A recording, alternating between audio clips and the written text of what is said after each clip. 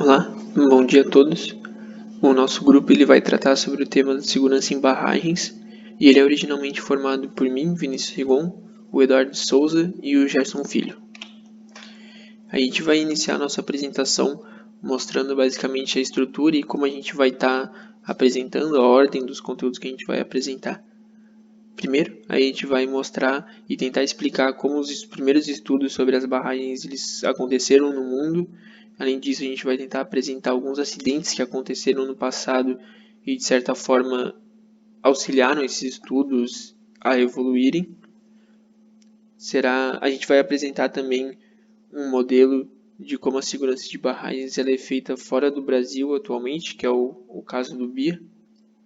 Posteriormente, vamos apresentar sobre a legislação brasileira, que trata de questões relacionadas às barragens, e vamos concluir a apresentação gerando um tópico de discussão mostrando os acidentes com barragens que aconteceram aqui no Brasil.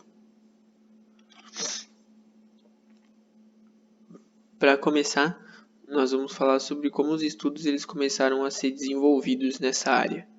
Uma pesquisa publicada em 2012 na Conferência Internacional da Engenharia Hidráulica Moderna, ela divide os estudos na área em 3 períodos. O primeiro, que é datado entre 1850 e 1950 e tem seus estudos baseados em soluções teóricas e testes em modelos físicos.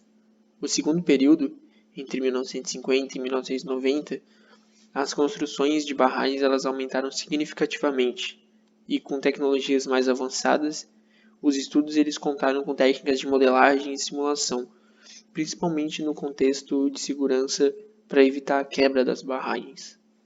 O terceiro período, que ele vem dos anos 90 até a atualidade, ele foi atenuado devido a índices significativamente maiores de acidentes e que acabaram movendo os estudos com parcerias de diversos países e estados para basicamente ter essa troca de tecnologia e de conhecimento, que é o caso do NDSP, o CADAM e o IMPACT, que são 3 exemplos desses estudos colaborativos que tem na América do Norte. Falando um pouco sobre a importância da segurança nas barragens, é meio óbvio porque que a gente tem que estudar e pesquisar sobre a segurança em barragens, porque essas são construções gigantescas e que têm um potencial de impacto muito grande, seja esse impacto ambiental ou social, caso venha a ocorrer algum acidente com a barragem, né? E essas complicações que podem acarretar em acidentes, elas não acontecem somente com o envelhecimento da obra ou a não manutenção da obra, elas podem ser causadas por mudanças climáticas, por alterações no ambiente onde essa barragem está localizada. Enfim, tem diversos fatores que acabam influenciando e podem acabar causando o colapso de uma barragem. Aí eu gostaria de apresentar para vocês alguns estudos que de certa forma acabaram ajudando no desenvolvimento dos estudos na área, que o primeiro é o colapso da barragem de Vuont em 1963 na Itália. E esse acidente ele acabou deixando mais de 700 mortos, porque essa barragem ela ficava bem próxima de uma vila. Então, na figura que está apresentada nos slides, dá para ver uma comparação de como a vila era antes e como ela ficou depois do acidente. Um segundo exemplo que eu achei interessante trazer é a respeito o da quebra da barragem de Teton em 1976. Esse vídeo ele vai conseguir ilustrar bem uma das causas que acabou levando a quebra dessa barragem. Aqui a gente tem o efeito que é causado basicamente pelo aumento da pressão nesses pontos e ele vai acabar criando essas fissuras embaixo da água e essas fissuras elas geram uns pontos molhados que está sendo mostrado no vídeo e esses pontos molhados no caso da barragem de Teton eles foram ficando cada vez maiores e até que foi inevitável que essa barragem ela acabasse colapsando e matando 11 pessoas. E esse foi um evento que acabou gerando bastante discussão na época e fez com que regras e inspeções a respeito das barragens elas fossem repensadas também.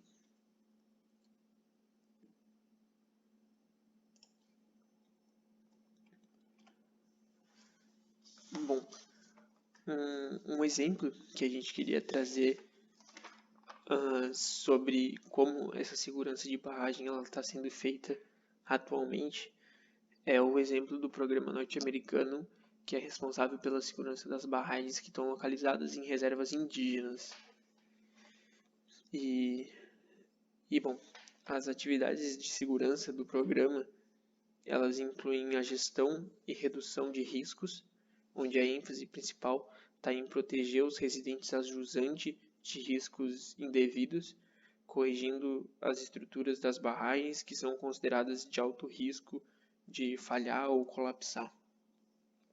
A gestão de emergência, que envolve a prevenção e mitigação, preparação, resposta e recuperação associada a incidentes de barragens, eventos de emergência ou rompimento de barragem nessas reservas indígenas. O principal foco dessa gestão de emergência é na preparação e resposta usando os EAPs. Os EAPs eles são documentos de planejamento com o objetivo de orientar quem trabalha lá sobre as etapas de detecção, tomada de decisão e notificação. E, bom, um componente importante dos EAPs são os mapas de inundação de falha de barragem, que são usados para o planejamento e execução de respostas às emergências. Em geral, esse mapa de inundação ele mostra a extensão que vai ter essa inundação durante o rompimento da barragem. Ele basicamente mostra e projeta o quanto vai dar ruim caso uma barragem ela venha a colapsar. E bom, como medida de redução de risco para as barragens que já têm um alto risco de falha, existe o Sistema de Alerta Antecipado, que é o EWS, e que com a ajuda das próprias tribos já foram instalados mais de 300 destes sistemas, que fornecem um monitoramento remoto em tempo real dos níveis do reservatório, dos níveis do rio e até mesmo níveis de precipitação nos locais com o objetivo de fornecer essa informação antecipada de um possível rompimento. Existem também as inspeções e avaliações. Elas são periódicas e são muito importantes para um programa de segurança de barragens ele ser eficaz. É importante também para fornecer informações sobre as condições que as barragens estão se encontrando. Um outro ponto importante é a manutenção e os reparos, e eles são realizados para evitar que as barragens elas cheguem em uma condição insegura de operação. E no caso do BIA, a manutenção nos EWS ela é anual e os reparos são feitos nas barragens quando existem necessidades críticas só.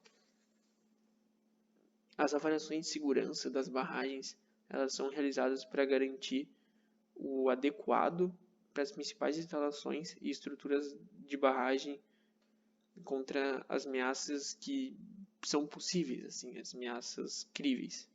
Então, as avaliações de segurança elas só são realizadas para garantir realmente o adequado. Bom, uma parte bem importante também que o BIA ele foca bastante é o treinamento.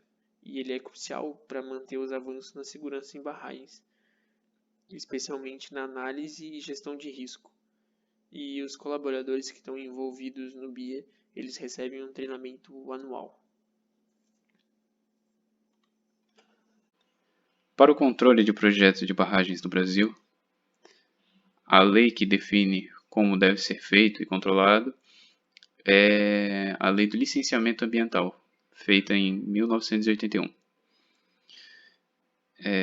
Ela consiste em duas partes, que seria a parte de projeto do empreendimento e a parte de controle e as responsabilidades que são aplicadas caso haja algum acidente e tal. A primeira etapa é o processo de licenciamento, que ele tem 3 fases. Uma antes da instalação, uma antes do quando o projeto é feito inicialmente, são sugeridas algumas possíveis mudanças e etc para poder se adequar ao ambiente no qual ele está sendo, para o qual ele está sendo feito, né? Depois tem a licença de instalação, que vai ser a licença que vai trazer requisitos, vai ver se vai poder realmente instalar o que foi projetado, e a licença de operação que vai definir o controle, né? E as responsabilidades elas também vão ser categorizadas em 3. Entrando um pouquinho mais a fundo, né? Como eu havia falado, na licença prévia o que nós temos é a avaliação da localidade onde o empreendimento vai ser construído e o estabelecimento dos requisitos do projeto. Isso vai depender não somente do local onde o empreendimento está sendo construído. Por exemplo, o shopping Iguatemi ali que fica praticamente no mangue, ou um projeto que tem um processo que afeta o meio ambiente, seja um gás ou porque ele tem que despejar algum líquido com uma temperatura diferente num rio, sei lá, alguma coisa assim. A licença prévia vai definir os pré-requisitos, né, desse projeto. Após a licença prévia ser aprovada, a gente vai para a etapa de licença de instalação. Na licença de instalação é apresentado pela empresa o projeto levando em consideração tudo o que foi feito na licença prévia. E se tiver tudo de acordo certinho, é liberado para a construção e instalação dos equipamentos do empreendimento. A licença de operação é a licença final, que ela vai ser liberada somente depois de ver se está tudo de acordo com o que estava na licença de instalação e de definir os métodos de controle, né, depois que aquele empreendimento começar a funcionar. A validade das licenças varia. A licença prévia ela tem 5 anos de validade, a licença de instalação 6 e a licença de operação, dependendo do tipo de operação, o tamanho do prejuízo que ela pode causar ao meio ambiente, ela pode variar de 4 a 10 anos. E elas têm o processo inteiro de licenciamento, ele normalmente é de no máximo 6 meses, mas dependendo em casos especiais ele pode ir até 12 meses. E se vencer alguma dessas licenças e o empreendedor não renovar a licença, ele fica sujeito a tomar multa e tal. As responsabilidades por condutas lesivas ao meio ambiente, elas vêm principalmente em caso de acidente, né? Como a gente está falando de barragem, a barragem estourar, vai dar um problemão e a gente tem que ver daí quais são as responsabilidades dessas empresas no âmbito jurídico. A responsabilidade objetiva, são 3 tipos de responsabilidade, né? A responsabilidade objetiva, ela vai definir que a empresa deve ser responsável por reparar os danos causados.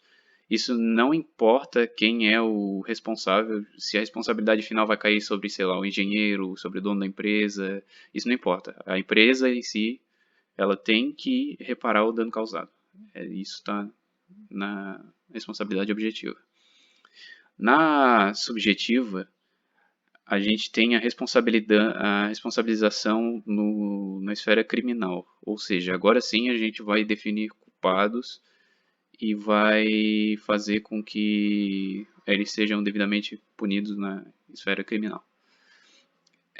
Na esfera solidária, a gente tem... Essa ficou um pouquinho ambígua, digamos assim, mas pelo que eu entendi é que todos os envolvidos devem fazer parte do pagamento da indenização pelo dano causado. Seja, por exemplo, no caso de uma barragem estourar, a indenização às famílias de quem foi afetado, indenização de... Enfim, ela diz que vai pesar no bolso de todos os envolvidos, não somente a empresa. Talvez vamos supor que tu tenha uma empresa e tu tenha uma terceirizada que tenha a ver com aquilo e que fique provada que ela também tem contribuição na culpa, assim, do que aconteceu. Ela também vai ser responsabilizada na parte solidária para fazer o pagamento da indenização.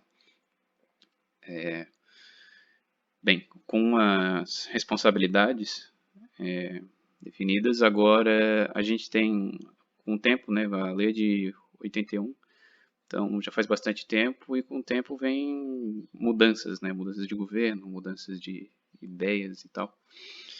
E com isso, propostas de mudança na lei, né. A mais recente que eu achei foi de 2019, onde o senador Márcio Bittar, ele estava querendo tentar tornar o processo de licenciamento ambiental menos burocrático.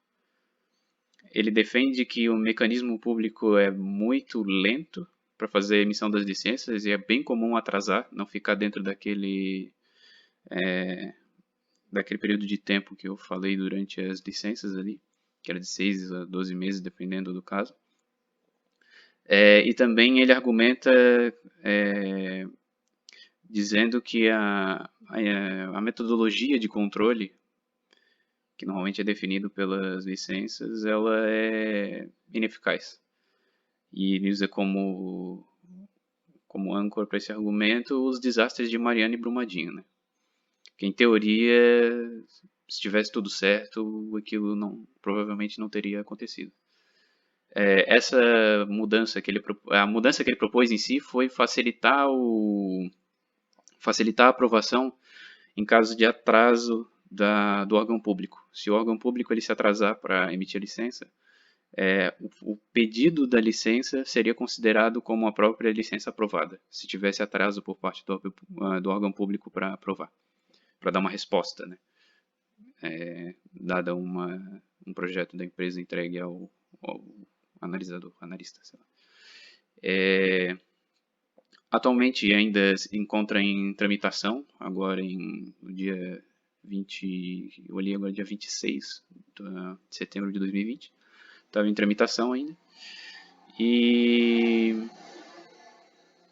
bem, ele visa deixar um pouco mais frouxo isso, essa aprovação, né?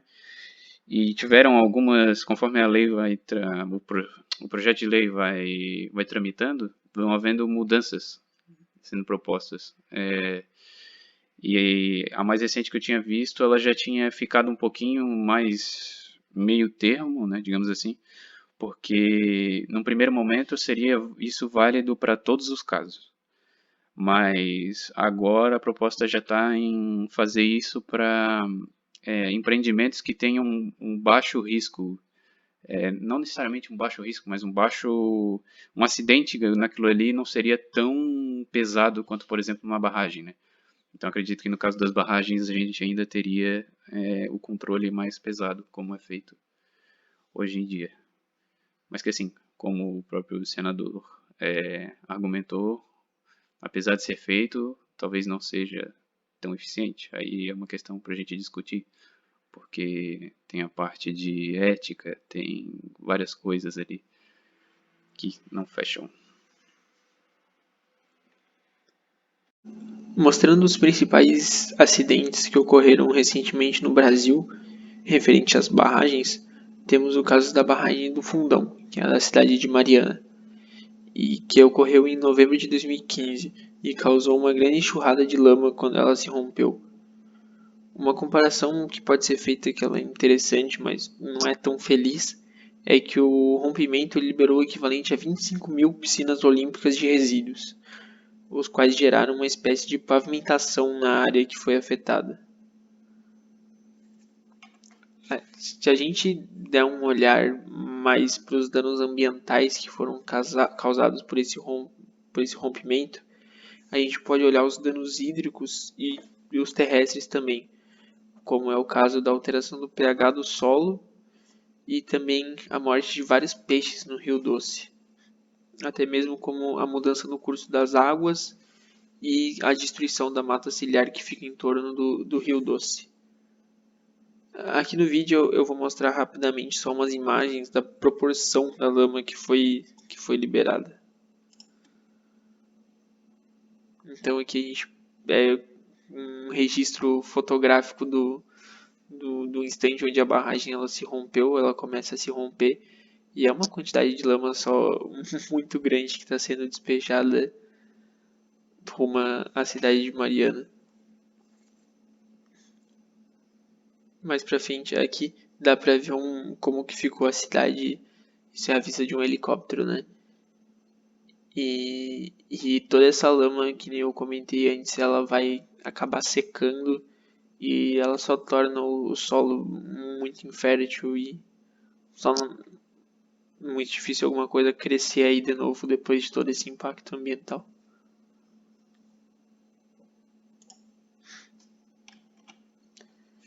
E bom, aqui a gente tem alguns números que a gente conseguiu acessar referentes a esse acidente da barragem de Mariana. 663 quilômetros de rios e córregos foram afetados pela lama que foi lançada quando aconteceu o acidente. 1.469 hectares de vegetação foram danificados, 207 das 251 edificações da cidade de Bento Rodrigues foram afetadas e 600 famílias aproximadamente ficaram desabrigadas.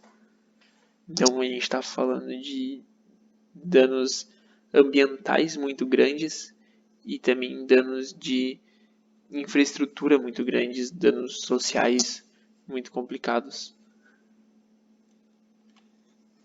E bom, aqui para fechar, a gente achou interessante analisar outros tipos de impacto que esses desastres com barragens acabam causando além do impacto ambiental e de infraestrutura, que é o impacto na saúde mental das pessoas que viveram esses desastres e puderam continuar vivendo depois disso.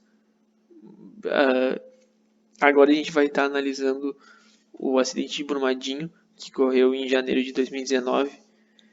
Teve um estudo realizado pela Cláudia Maiorga, da UFMG, que foi publicado inclusive em abril desse ano na SBPC, que foca justamente sobre os impactos na saúde mental da população de Brumadinho, índices como alcoolismo, uso de drogas, de todos os tipos de violência, em especial a doméstica, depressão, suicídio e tentativas, eles aumentaram consideravelmente, segundo os indicadores das equipes de saúde mental dos municípios impactados pelo desastre.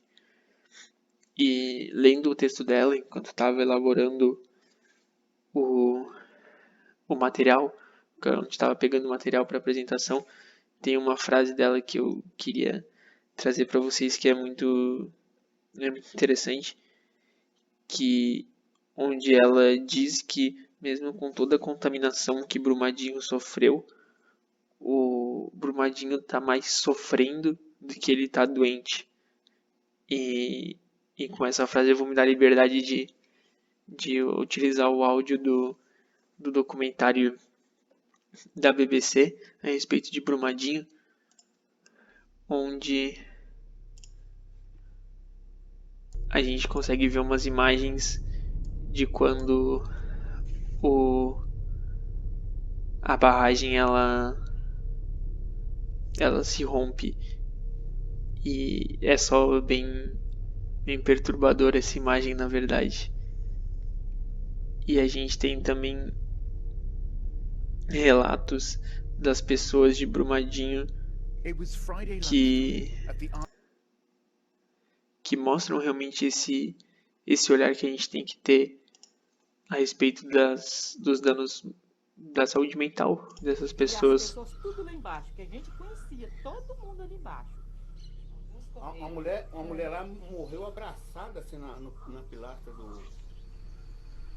Então, sabe, é só uma realidade bem complicada de ser deixado de lado, né? E não levar em conta tudo que essas pessoas tiveram que passar de estresse emocional e tudo mais. Esse era um ponto que eu queria trazer para a discussão. Se vocês quiserem, depois eu posso estar disponibilizando esses links no dia da aula para vocês terem acesso e tudo mais. Com esses dados apresentados a respeito dos acidentes com barragens aqui no Brasil, a gente encerra a nossa apresentação. Muito obrigado, até mais.